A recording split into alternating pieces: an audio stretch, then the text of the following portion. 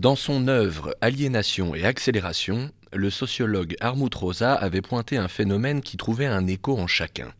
Nous avions le sentiment de devoir courir après un temps débridé. Face à une denrée rare, nous serions tous devenus des prolétaires du temps.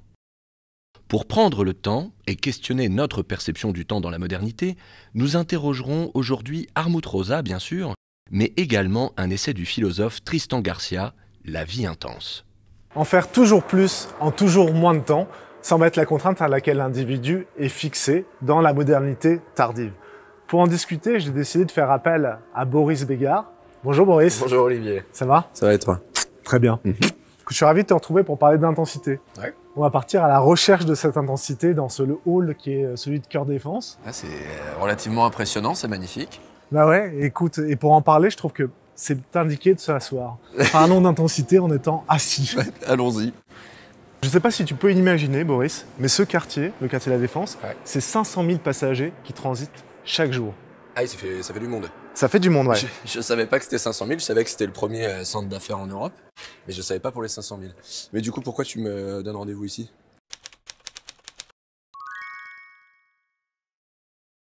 Bah, je trouvais que c'était représentatif de notre sujet sur l'intensité sociale. On est dans la chanson de Noir Désir, tu connais peut-être L'Homme Pressé. C'est un vieux tube. Redis-moi, parce que je suis pas sûr de...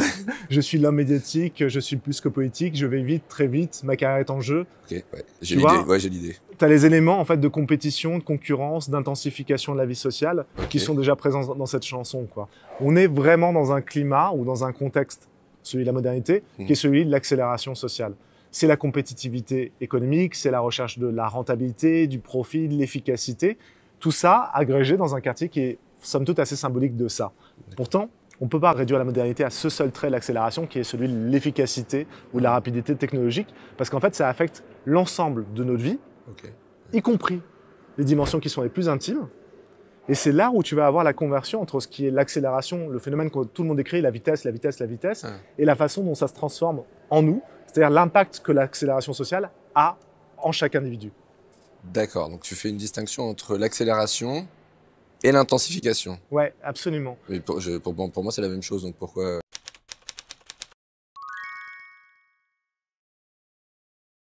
Bah, vraiment, il faudrait dire d'un côté, tu as l'accélération sociale et la façon dont ça nous impacte. L'accélération sociale, si on veut simplifier, on va dire que c'est quelque chose qui nous est imposé de l'extérieur.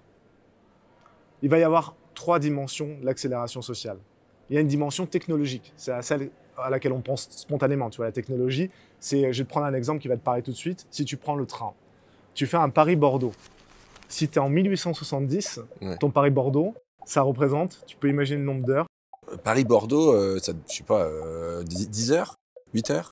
14 heures. 14 heures. 14 heures. 8 heures, c'est plutôt au début du XXe siècle. D'accord. Et en fait, aujourd'hui, c'est 2 heures. C'est 2 heures, ouais, de Paris-Bordeaux. Ouais. Tu passes de 14 heures à 2 heures. Donc au niveau technologique, on y est. Et là, on est dans le cas du transport physique. Mais le transport immatériel, c'est la même chose. Quand je dis transport immatériel, c'est la vitesse de communication. Tu connais probablement le mythe de Marathon qui a donné Vas-y, rappelle. Bah, écoute, il vient rapporter oui, chez les Grecs la victoire victoire qui a été remportée et il est épuisé, c'est les guerres puniques, et il meurt. Exactement. Donc imagine cette vitesse de communication, il meurt, hein, le pauvre. Oui, c'est et dommage. aujourd'hui, Internet, ça va être nettement plus vite. Donc on passe d'une communication qui est infiniment lente à quelque chose qui est instantané, quoi. Et là, si on veut le traduire en chiffres, l'accélération au niveau de la communication, c'est 10 milliards de fois plus rapide aujourd'hui que du temps de marathon pour grossir le trait. Donc là, c'est vraiment l'accélération sociale sur la technologie. Ça, tout le monde l'a en tête. Mais tu as aussi une accélération sociale au niveau des institutions sociales. Que ce soit la famille, l'école, ou la justice, l'éducation, enfin tout ça, va être impacté aussi par l'accélération sociale. Comment dire ça? C'est-à-dire qu'en fait, une institution, c'est quelque chose qui structure notre vie, qu'on le veuille ou non. C'est quelque chose qui a tendance à exister avant toi, qui existera pendant ta vie et qui perdurera ensuite. Ça donne de la stabilité, ça donne des cadres de référence. Ça fait en sorte que ce qui existe aujourd'hui sera encore là demain et ça donne une stabilité aussi aux identités. Or, aujourd'hui, les cadres de référence, ils sont bousculés. Ça va de plus en plus vite. Ta vie va de plus en plus vite au sein de ces institutions. Là aussi, je peux donner des exemples qui sont assez probants. Tu sais, avant, tu héritais du métier de ton père, par exemple. Donc là, on est dans l'institution des corporations qui fait que le travail se donne de père en fils. De génération, Voilà. Aujourd'hui, tu es dans des évolutions qui sont plus de génération en génération, même pas, mais intragénérationnelles. C'est-à-dire que dans ta vie, il y aura des changements. Ouais. Tu es parisien. Ouais. Moi aussi. Un Parisien sur deux va divorcer. Pour ceux qui sont mariés, bien entendu. Il faut que je prévienne quelqu'un, du coup. Il faut passer par la première étape, le mariage. Ouais. Et ensuite, on verra ce qui se passera. Je te souhaite d'être dans ceux qui restent Ouais, mariés. c'est les survivants. Tu n'es pas américain, mais disons que la tendance est la même. Dans ta vie professionnelle, un Américain aujourd'hui, donc peut-être un Français aussi, va changer 11 fois de travail. Ouais, c'est énorme, ça. Il y a un vrai différentiel avec les générations antérieures, du coup. Exactement. Et c'est là où tu vois qu'on est dans l'accélération sociale au niveau des institutions. D'accord. Donc ça, c'est l'accélération. Attends, il en manque une dimension encore. Je t'ai dit 3 dimensions. Ah oui. La troisième, c'est nos vies elles-mêmes. On est dans une accélération sociale aussi parce qu'il y a de plus en plus de vies qui peuvent être vécues dans un instant T. Grâce ou à cause de la société de consommation, grâce ou à cause du mythe de l'abondance qui fait qu'on a pléthore de biens à notre disposition, eh bien, on peut vivre une multiplicité de choses en même temps. Il va falloir faire des choix. Ouais. Tu mets les applications de rencontre là-dedans, par exemple? On pourrait, tu vois, l'application de rencontre, elle serait au croisement entre la technologie et la consommation finalement. Ouais. Si on adapte les méthodes de consommation avec des technologies qui nous permettent de mettre à disposition énormément de monde. Donc là, tu nous as expliqué les 3 dimensions de l'accélération. Mais du coup, je comprends pas où tu nous emmènes là vis-à-vis de l'intensification. Ouais, il va falloir préciser un peu, tu vois, c'est important de bien choisir ces termes. L'intensité sociale ou l'intensification, il faudrait voir ça comme une compression ou comme une augmentation du nombre d'épisodes que tu vas vivre dans une séquence donnée. On va mettre plus à l'intérieur du même segment. Ok. Pour donner une image technologique encore, c'est comme le fichier MP3, quoi. Tu as une qualité de son musicale, tu vas transformer en MP3, il va y avoir une perte au niveau du son, mais tu peux mettre plus, ce qui est vraiment une compression de fichier, c'est la même chose. On va essayer de réfléchir, alors c'est toujours une image de pensée, c'est-à-dire que c'est une simplification du réel, mais on va essayer de prendre 3 unités de temps différentes. L'année, la vie, de la naissance jusqu'à la mort, et aussi le quotidien. Ça colle finalement, tu vois, à ce qu'on a dit sur la technologie, les institutions sociales et la vie. C'est l'année, la vie et le quotidien. Et le quotidien, le jour au jour. Quoi. Voilà. C'est vraiment une simplification, mais ça permet de bien comprendre l'intensification. Sur l'année. Là, par exemple, le critère, c'est pour moi le travail, mais on pourrait prendre une autre réalité. Parce que le travail, tu as des objectifs annuels qui sont fixés. Bien sûr. Et le travailleur, l'employé, le salarié, le cadre, il a des objectifs, il cherche à les atteindre. Mais même s'il veut vraiment bien se faire voir, même s'il veut avoir une augmentation, même s'il veut avoir une promotion, il va pas falloir atteindre ses objectifs, il va falloir performer, voire surperformer. Et ça, c'est vraiment l'intensification sociale, c'est faire plus dans le même segment de temps. Plutôt que d'atteindre juste tes objectifs, tu vas essayer d'en mettre encore un peu plus. C'est super performé, tu vois. Si tu regardes du côté de la vie, pareil, tu vois ce que j'ai dit tout à l'heure sur les institutions sociales. Le rythme, il change au sein d'une même génération. Tu vas te marier, tu vas divorcer, tu vas changer de travail, etc. C'est-à-dire que la fidélité à un poste, à une femme ou à un mari, même à une croyance, à une passion, ne va pas être un engagement de toute une vie. Tu vas avoir des fidélités successives. Là aussi, l'intensité, tu vois, elle se rencontre. Il y a plusieurs vies dans une vie, quoi. Exactement, exactement. Et donc, tu vas changer, tu vas avoir des engagements successifs, tes cadres de référence vont se transformer. Comme le dit l'un des auteurs avec lesquels on a travaillé à Hartmut Rosa, il ne va pas y avoir quelqu'un qui va être témoin de l'ensemble de ta vie biographique.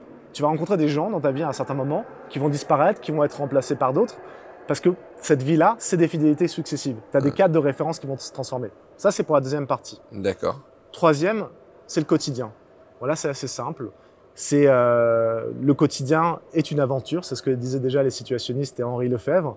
On va investir le quotidien, on va s'engager dedans, on va vivre des expériences, on va multiplier les expériences, on va s'éclater au jour le jour. D'accord. Donc là, si je résume un peu, tu expliquais que on vit une accélération par la technologie qui provoque une intensification, c'est ça? Mais ça a du bon, ça aussi. Moi, par exemple, y a pas mal de choses que je me vois pas gérer par fax, tu vois, et que un mail ou un SMS ou une note vocale, ça va beaucoup plus vite pour gérer les problèmes, quoi. Par exemple, si je veux prendre un billet de train, on parlait des applications de rencontres tout à l'heure, mine de rien, ça génère beaucoup de rencontres, tout simplement. Si je veux aller voir mes parents en banlieue ou en province, je peux faire du covoiturage très rapidement. Enfin, il y a plein de bénéfices à ça.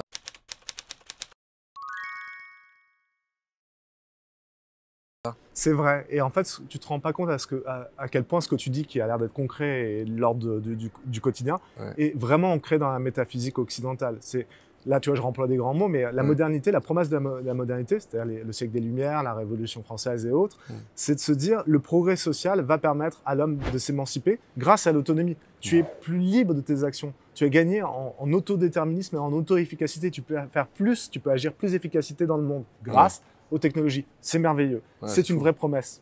Simplement, on peut se dire concrètement que cette promesse n'a pas été totalement honorée pendant la modernité. Je vais essayer de t'expliquer pourquoi, à travers les exemples que tu viens de développer d'ailleurs. Tu parlais des mails. Super, les mails. Avant, ça n'existait pas. Donc, on allait envoyer un pigeon voyageur, un fax, un télégramme. Un télégramme, un courrier et tout ça. Donc là, on est vraiment dans un progrès en termes de vitesse de transmission d'une information.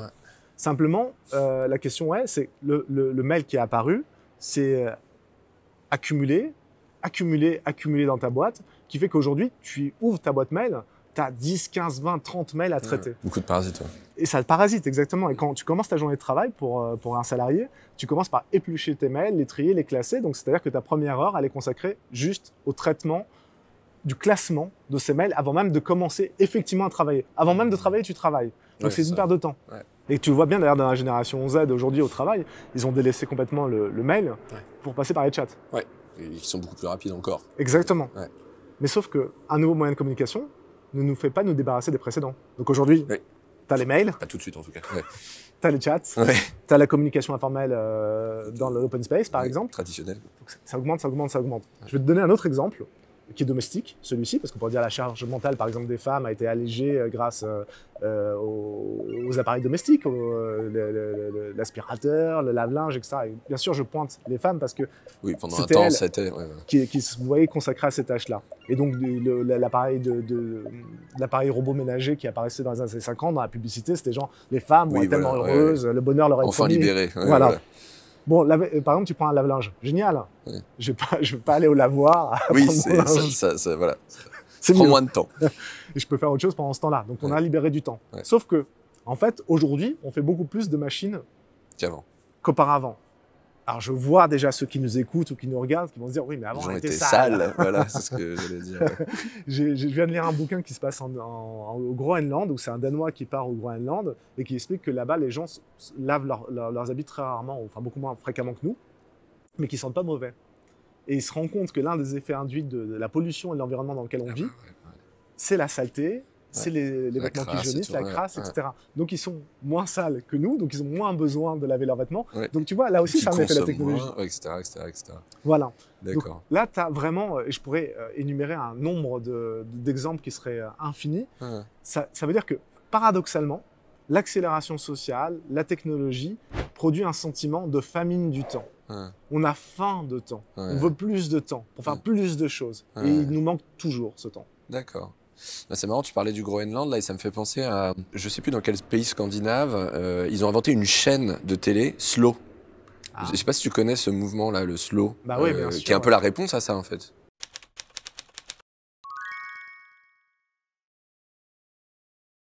Alors, il va falloir nuancer. Mais tu as raison, il y a slow food, il y a slow fashion. Slow tout, quoi.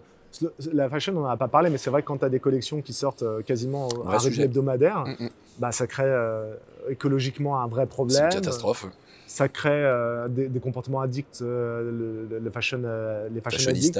Voilà, enfin, etc. Donc c'est vraiment une chaîne qui est délétère et catastrophique. Donc on peut se dire le slow, ça serait la réponse à ça, ce serait parfait. Ça permettrait de décélérer, ok. Ça permettrait de mieux vivre peut-être. Mais dans le fond, c'est quand même un phénomène qui est largement marketing, c'est-à-dire que c'est largement à la surface des choses. Quand je te parlais de l'accélération, c'est pas juste un phénomène qu'on peut ralentir et qu'on peut freiner comme ça. On n'a pas genre un frein à main, on est plutôt dans le snowpiercer, ça fonce à toute allure vers la catastrophe. Parce que c'est vraiment une architecture mentale. On parlait de la technologie. Si tu veux ralentir technologiquement, tu risques de t'effondrer. Aujourd'hui, notre fonctionnement social, la dynamique sociale, c'est celle de la stabilisation dynamique. C'est-à-dire qu'il faut toujours plus, il faut toujours aller plus vite, il faut toujours plus innover pour rester dans la compétition, pour rester dans le game, pour faire en sorte que ça reste stable. On n'est plus dans une promesse de progrès ou d'émancipation, on est là juste pour que ça continue à marcher. Donc l'accélération, elle est d'une certaine façon inéluctable du point de vue de notre chaîne mentale qu'on a construit. Du point de vue de nos vies, c'est la même chose. Je te parlais des institutions tout à l'heure. Tu es baptisé, tu as un travail à vie qui t'est conféré par ton père, tu as une femme, une famille, etc. Tu as un cadre de référence qui te donne une identité qui est stable. Tu sais qui tu es et cette identité, elle va pas changer pour ta vie. Dans un cadre qui est mouvant, de façon constante et permanente, c'est le mouvement qui devient le marqueur de ton identité.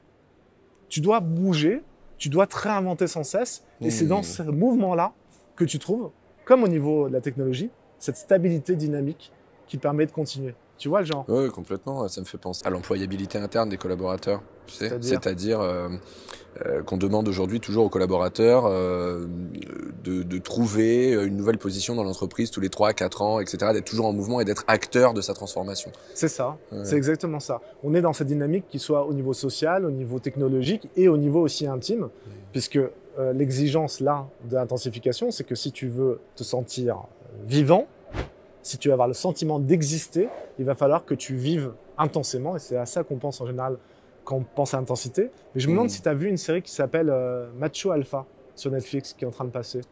Non, pas du tout. Non, je suis en train de la découvrir. Très amusante. C'est une série espagnole. Ça parle de quoi? Écoute, c'est quatre mecs. Ok. 40, 50 ans, tu vois, je peux me reconnaître dans la tranche d'âge, qui sont des machos alpha. Alors là, j'ai plus de mal à me reconnaître. Il y en a un qui est père de famille et qui vient de sortir d'une rupture douloureuse avec sa femme. Justement, il fait partie de ces 1 sur 2 qui sont divorcés. D'accord. Il a une fille qui est une adolescente et qui lui dit, papa, si tu veux oublier maman, en gros, il va falloir que tu couches avec 10 femmes. Parce que c'est la statistique qui te permet d'oublier celle d'avant, quoi. Bon, déjà, tu vois la quantification des trucs, on va dire, t'as 10 expériences et tu oublies. Première chose. Et son père est plutôt sceptique. Il n'a pas dans toute sa vie eu autant de conquêtes. Oui, donc il est dans le monde d'avant. Ça, c'est une intensification, justement, où il a des repères avec peu d'expérience, mais qui sont structurantes. Et elle dit, il faut que tu fasses plus et plus vite grâce aux applications. Et elle lui dit, et ça, cette phrase est prodigieuse parce qu'elle dit la nouvelle métaphysique du temps, on n'a qu'une seule vie. Donc, hors de cette vie, il n'y a plus rien. Et c'est ça la dimension individuelle actuelle. C'est-à-dire, va pas chercher le salut ou l'espoir dans la promesse de l'éternité, du paradis, de l'Éden et tout. Papa, t'es dans la merde. Si tu vis pas pleinement cette vie, il n'y aura rien d'autre. Donc l'intensité, ce serait une nouvelle norme?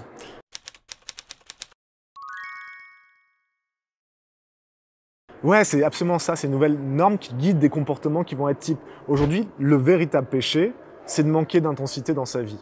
Alors, il faut comprendre une chose, c'est que à la fois, c'est une injonction à vivre plus intensément, plus profondément nos expériences. Donc, tu vois, avoir un sentiment d'être qui est plus fort, c'est augmenter notre puissance de vie, d'action dans la vie et ressentir plus fortement. Et en fait, c'est une conséquence aussi d'un monde qui semble s'éloigner, qui semble devenir de plus en plus étranger, hostile, froid, muet. Donc, plus le monde qui est comme orchestré par la raison, par la technologie, par l'extraction massive des ressources, plus il s'éloigne de nous, plus nous, en tant qu'êtres, on va avoir besoin de rechercher en nous des échos, des résonances, des vibrations intenses. Ça, c'est la première chose. La deuxième chose, c'est que, oui, c'est une nouvelle norme et c'est une nouvelle forme de construction de la subjectivité aussi. Parce que, déjà, je te dis, le monde est plus muet, mais aussi, il y a cette façon de se dire, moi, je vais me fier dans mon rapport au monde et mon rapport aux autres à ce que je ressens à l'intérieur de moi. C'est une façon de mesurer une sorte de jauge interne et intime qui nous permettent d'évaluer nos expériences. On ne se fait plus confiance au monde objectif. Le monde objectif, les faits, ça n'a plus aucune importance. Ce qui est important, c'est la perception intime que j'ai des choses. Et en plus, c'est magnifique parce que tu as des outils qui vont te permettre de le faire, qui sont des outils qui sont mis à ta disposition. C'est ce qu'on appelle le Quantified Self. Et ce qui va te permettre de savoir quelle est ta performance quand tu fais du jogging, si tu as bien dormi, si tu as respecté tes cycles de sommeil, etc. Tout ça qui va permettre de mesurer ce qui se passe à l'intérieur de toi et qui se conjugue avec la recherche de la sensation d'intensité. Il faut bien voir une chose, c'est que la modernité a produit un monde intense et ce monde intense a recherché en nous, dans notre subjectivité, un homme intense. Et cet homme intense, il a pris différentes figures. Et je pense qu'on peut essayer de s'amuser avec toi et essayer de dresser le profil de ces figures qui sont succédées à travers l'époque. Est-ce que tu es partant pour te laisser distraire un peu? Toujours partant pour me distraire. Là, je m'appuie sur Tristan Garcia. Il nous explique que finalement, le premier homme intense, c'est lié à la modernité. c'est l'homme sadien, le libertin, Oui, ok, d'accord. qui recherche l'intensité dans le plaisir sexuel, La jouissance bien sûr, au sens large. la jouissance. Et là où c'est très intéressant, c'est que ça donne le sadisme. Hein. Oui, Il y a la notion de douleur qui va avec. Oui. L'intensité, elle est dans le plaisir, mais elle peut être aussi dans la douleur, dans la souffrance éprouvée. Mais c'est dans la douleur d'autrui chez Sade ou en général du coup? C'est dans la douleur d'autrui, mais même celui qui souffre peut retirer un plaisir. Ouais. Et en fait, ce qui est important, c'est pas... Il n'y a pas de hiérarchie morale entre le plaisir qui est bien et la douleur qui est mal. Ça serait l'intensité. Si tu as un petit plaisir, mais une grande souffrance, eh bien la grande souffrance sera plus préférable et plus désirable que le plaisir. Quoi qu'il arrive, quoi. Voilà. Donc ça veut dire que le régime de l'intensité est vraiment ce qui permet d'évaluer l'expérience. C'est l'homme sadien. D'accord. Ensuite, tu as le romantique. Lui, il va plus chercher simplement à l'intérieur, par le biais de la plaisir et de la souffrance, à activer l'intensité. Il va chercher dans la nature ce vecteur-là.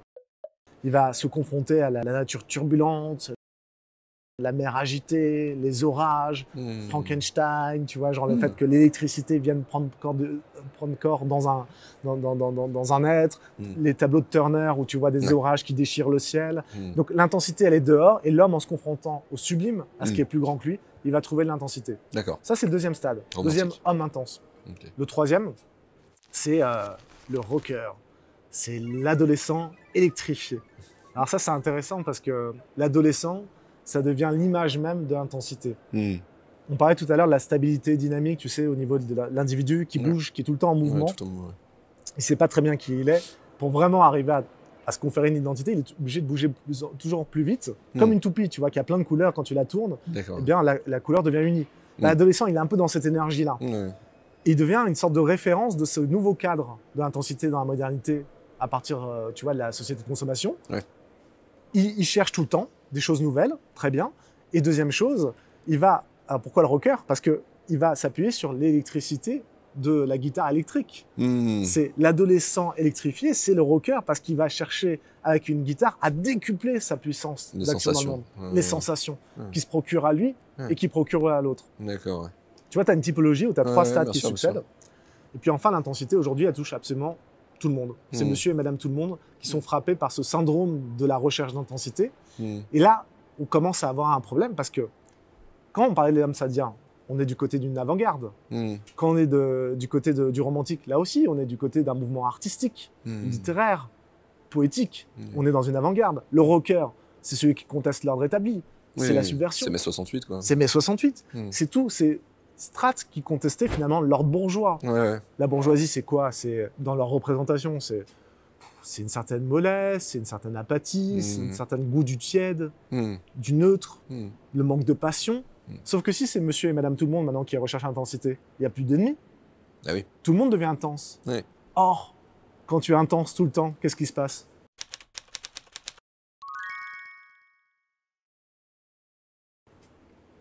Eh bien, je sais pas. L'intensité, elle baisse.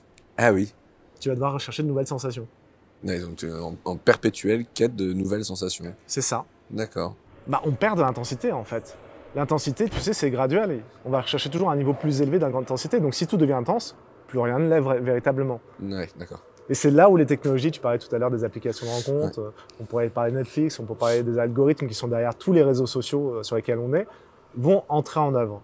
Parce que la technologie va essayer de nous transformer en véritables addicts. Bien sûr. Stimulation agressive, qui vont chercher à retenir notre attention, système de la récompense qui est activé, tac, tac, tac. C'est le scroll infini là, sur les réseaux sociaux. C'est ça. Avec des images, avec des sollicitations permanentes, on va chercher à créer une expérience qui stimule intérieurement et donc qui artificiellement crée de l'intensité. Et en fait, il y a trois mécanismes qui vont être mis en place pour susciter toujours une intensité nouvelle, même dans une expérience qui est banalisée au niveau de l'intensité. C'est la variation. Dans le système de récompense, c'est comme quand tu vas au casino. En fait, imagine tu joues à une machine à sous, quand tu gagnes, tu es content. Mais si tu gagnes à chaque coup, tu vas te lasser. Il faut que le système soit imprévisible pour toi. Donc la variation crée le plaisir, crée l'intensité. Ça, c'est une des premières ruses qu'on va créer selon Tristan Garcia pour trouver l'intensité. Le deuxième, c'est l'accélération. Je suis fasciné par cette molette sur YouTube que tu trouves maintenant sur Netflix qui te permet de voir les séries, de voir les programmes en vitesse accélérée. Oui, d'avancer en fait. Il faut aller de plus en plus vite. Ouais. C'est comme si on s'ennuyait avec à la vitesse normale, tu vois. Et ça, l'accélération crée l'intensité. Ça sur les montages vidéo aussi, c'est très jump cut maintenant, c'est-à-dire qu'on va directement au texte et il n'y a plus de gras dans les textes quoi, des fictions. Ouais, toi qui es acteur, tu le sais bien quoi, dans un montage. Et ça n'a plus rien à voir avec le montage des années 60. Tu regardes un film de la Nouvelle Vague. Ah oui, non, c'est pas le même rythme. Et en fait, ça veut dire qu'au niveau rétinien, tu es stimulé de façon permanente pour qu'on garde ton attention. C'est ça. Moi-même, je suis le produit de ça parce que je parle beaucoup plus vite que mes prédécesseurs, que les profs des années 60 ou 70, les mandarins, qui prenaient vraiment le temps de l'élocution, qui ralentissaient. Non, je suis pas comme ça. Je suis obligé de parler vite pour retenir ton attention. La dernière ruse, je l'aime beaucoup parce que même le terme est joli, c'est le primavérisme. C'est la prime, en fait, à la première fois. Dans nos expériences, on recherche toujours la première fois. La première fois, c'est ce qui nous donne le plus de plaisir, c'est ce qui va donner la sensation d'un sentiment plein qu'on va chercher à restaurer à chaque fois. Alors, tu as plein de premières fois différentes dans la vie. Hein. Ton premier travail, ton premier amour, ton premier film au cinéma. Donc la première fois réveille un goût de la nostalgie qu'on va chercher à réactiver.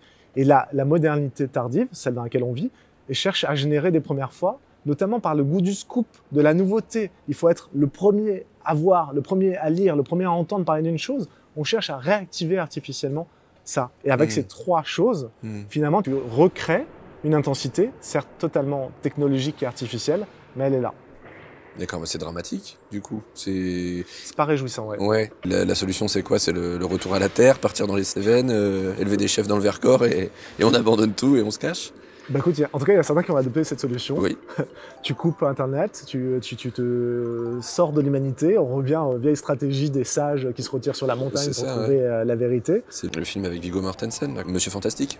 Je sais pas si tu as vu exact. Qui part avec sa famille. Ouais, exactement. Et après, qui est confronté au retour à la vie civile. Et c'est un conflit. Et il y a aussi Into the Wild. Oui, complètement. Ouais. Voilà, où lui a son diplôme en poche, il se barre, il va s'isoler et il meurt de façon idiote. J'ai spoilé la fin. Oui, mais allez, si vous voulez le voir, c'est raté, du coup. Non, mais il y a peut-être d'autres façons de faire ça, tout en restant dans la civilisation et dans la modernité. Par exemple, un terme qu'on n'emploie plus parce qu'il est devenu presque tabou, c'est l'ennui. Si on essayait de cultiver l'ennui... Et pourtant, c'est bien, hein, c'est source de création, l'ennui. Eh ben, je trouve aussi. Ouais. Toi, qu'est-ce que tu fais pour t'ennuyer? Qu'est-ce que je fais pour... absolument rien. Déjà, c'est couper les écrans, c'est vrai. Parce que qu'on parle de réseaux sociaux, de stimuli immédiats, de jeux vidéo également, on est tout de suite sur quelque chose où le cerveau n'a même pas besoin d'entrer en action. Les scénarios sont déjà écrits et il y a juste à se laisser porter par une narration. Tandis que de marcher, par exemple, les mouvements binaires, mais qui n'engagent à rien intellectuellement parlant. Viens, on va marcher, je te propose d'ailleurs. Justement, oui. Allions le geste à la parole.